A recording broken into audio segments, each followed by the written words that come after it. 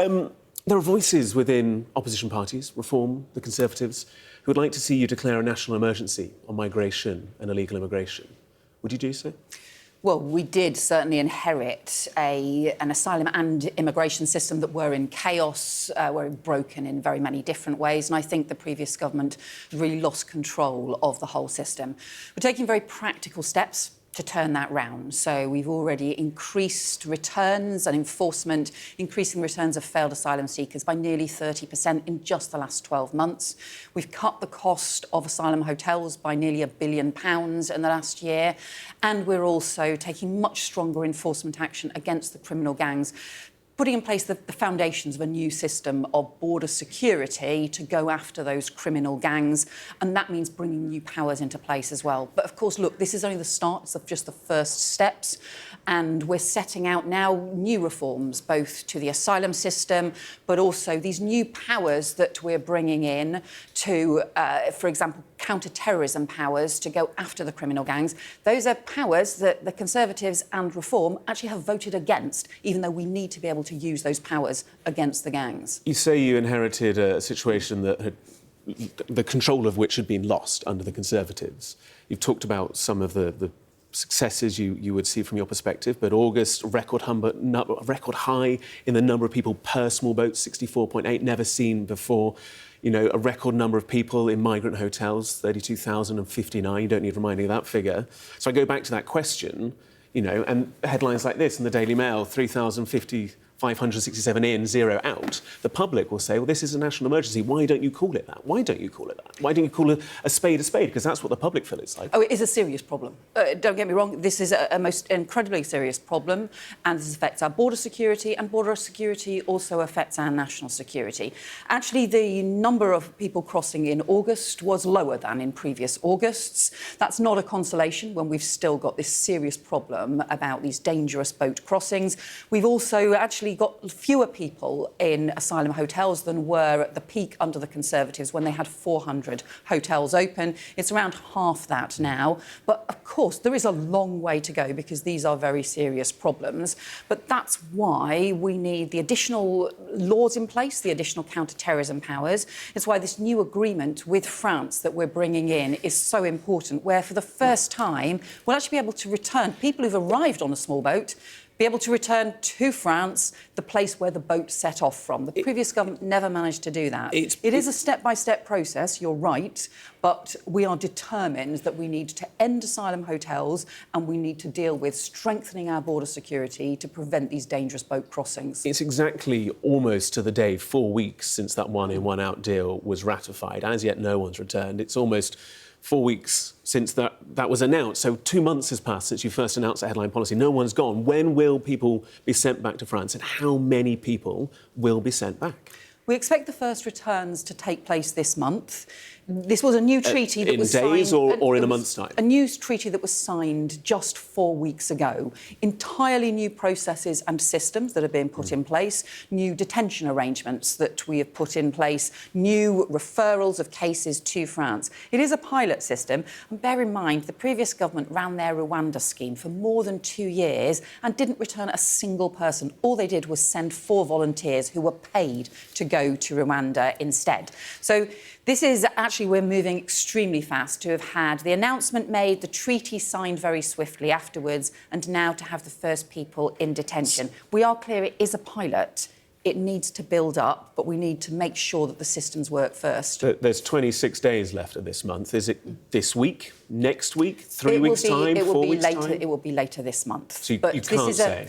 Well, we're doing this in a step-by-step way, and this is actually remarkably rapid progress compared to previous schemes that have been tried that frankly failed and took 2 years to fail. There are reports that the French government may falter.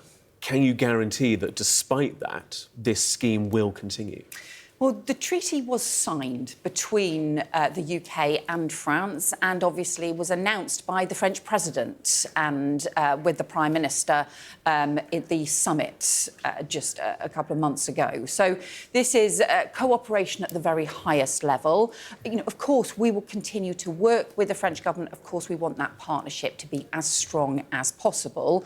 But this is also about the work that we're doing and the work that France is doing to make sure that they can intervene in French waters. But you have to do those international agreements. Any country that thinks that they can tackle their border security alone without working the countries on the other side of those borders is not going to solve any problems. And I know sometimes opposition parties will just think you can just stand there and shout at the sea. You've got to do the hard graft to make the difference. With respect, Home Secretary, that was an answer, but it wasn't a guarantee. So we'll work with the French government, with French ministers, of course. So the public who are watching this programme right now can expect, cast iron guarantee, that migrants will be sent back to France this month? Well, we expect the first returns to take place this month. But I've always said from the very beginning on this, it's a pilot scheme and it needs to build up over time. And what I'm not doing, I'm actually doing the opposite of what the previous government did when they made grand promises and said suddenly everybody's going to be sent to Rwanda, and instead they spent £700 million and sent 4 volunteers after running it for 2 years. Why would anybody believe a single word that they said about all of that? I'm doing the opposite. I'm being really practical and sensible and saying, look, we started a pilot scheme. We want to build it up. We're going to provide updates step by step. We've already got people in detention who we detained as soon as they arrived in the UK. Because I think, frankly, if you make that a legal journey, we should be able to return you to France. But alongside that, we do our bit working with France and other countries to have legal processes to help people who abide by the rules and who are refugees who need sanctuary from persecution and conflict.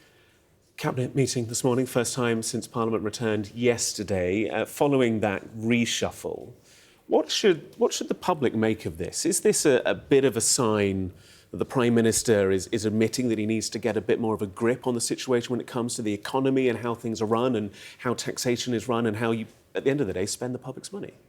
Well, I think we've heard the Prime Minister talking about this, that the first year was really about trying to fix the foundations, deal with some of the legacy issues that we faced, and now to start really focusing on the delivery and moving forward on just things like the cost of living, the NHS, where we've already got far more appointments being delivered, we've already got waiting times coming down, our precious NHS that all of us depend on.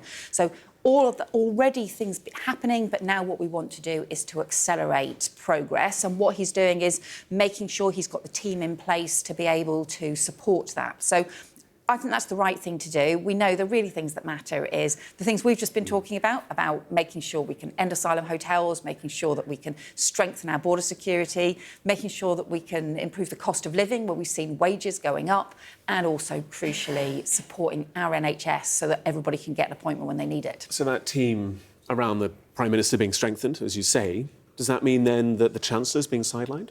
No, I don't think so at all. Quite the reverse. I think the Prime Minister and the Chancellor have always worked extremely closely together and continue to do so. So it will be the Chancellor that writes the budget, of course, for the autumn? Yeah, of course. There'll be no input from Downing Street or... Though, in my experience, through successive chancellors through very many years, ultimately the Chancellor always writes the budget because that's the nature of it. It's really the complex mix of things, but always with conversations and discussions with the Prime Minister throughout, so you get that strong support. And I think this Prime Minister and Chancellor have a very good, close relationship and have worked very closely together on all of these issues. Just want to pick up on one other thing that falls within your brief as Home Secretary, the strategy against and surrounding violence against women and girls and the work you're doing there. Why is it that child sexual abuse, as we reveal via that internal Home Office document, is defined as not explicitly within the scope of that strategy? Why is that the case?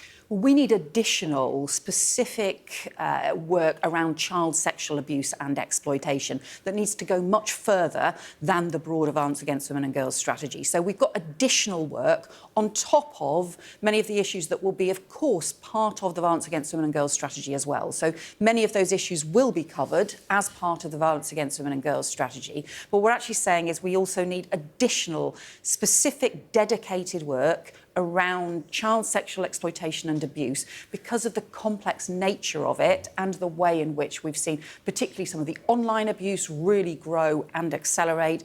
And of course we also have the inquiry that's going to be taking place into child sexual exploitation as well.